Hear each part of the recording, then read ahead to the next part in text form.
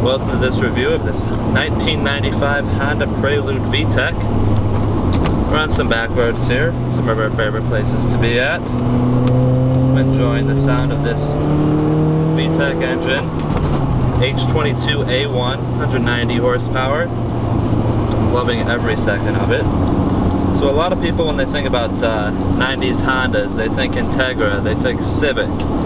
They think the B series, K series, and not a lot of people think of the H series. It kind of gets overshadowed. You see here in especially this 4th gen Prelude, it being the VTEC model, it's very rare. My friend has an absolutely beautiful example of one right here. It's almost entirely stock, except for a DC Sports exhaust.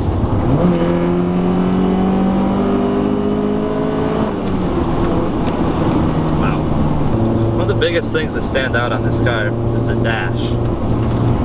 All other Hondas that you look at, their dashes are totally different from this one. This is a completely retro, futuristic, crazy looking dash.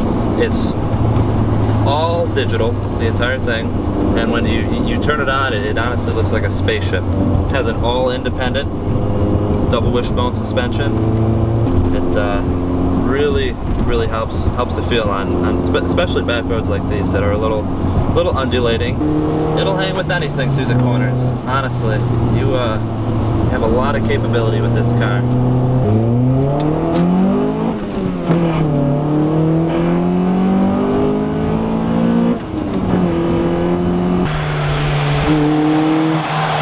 Now the VTEC on this car is a lot different from all the other VTEC Hondas that you'll come across.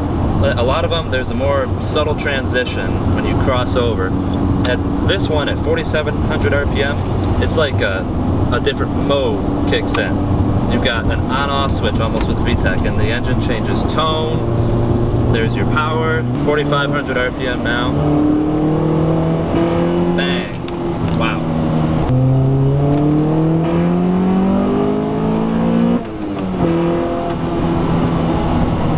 Shift in the third there and it just stays in VTEC. You're in it instantly.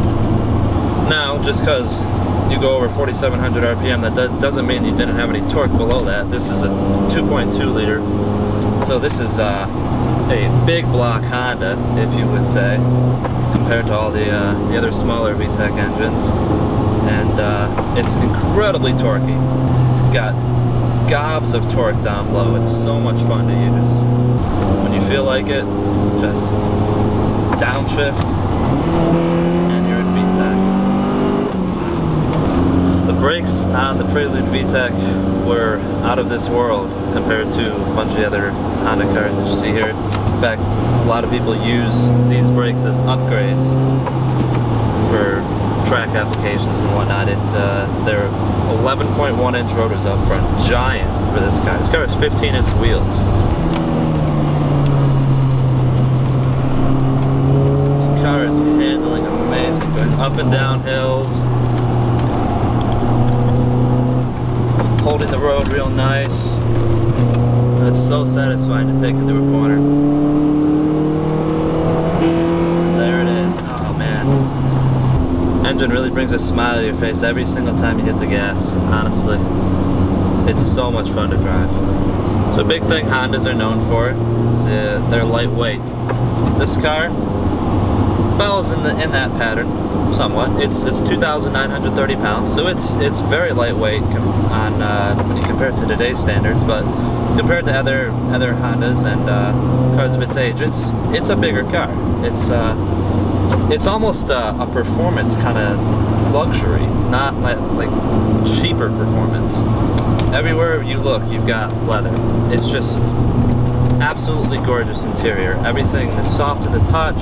Everything feels just like it should. Everything is where it should. All the gauges, dials, switches, everything is proper, and it makes sense. When you're going to reach for something, the fan is right there. There's 4 settings. It clicks on each one, and you can use it without taking your eyes off the road. Everything about this car just sort of screams driver enjoyment. This car's exhaust isn't very drony. It's real. It's much louder on the outside. It's quiet on the inside here. It's toned down and easy to drive with on a daily basis. It idles quiet. It's really the best of both worlds. The transmission is as direct as it can get, honestly. It's short throws. He does have a short throw shifter on it. Doesn't make it very stiff. It's easy to use. Just throw it into 3rd, 4th, 5th. Clutch has some nice weight to it. Steering is nice and weighty. Everything that you touch and move on this car feels correct.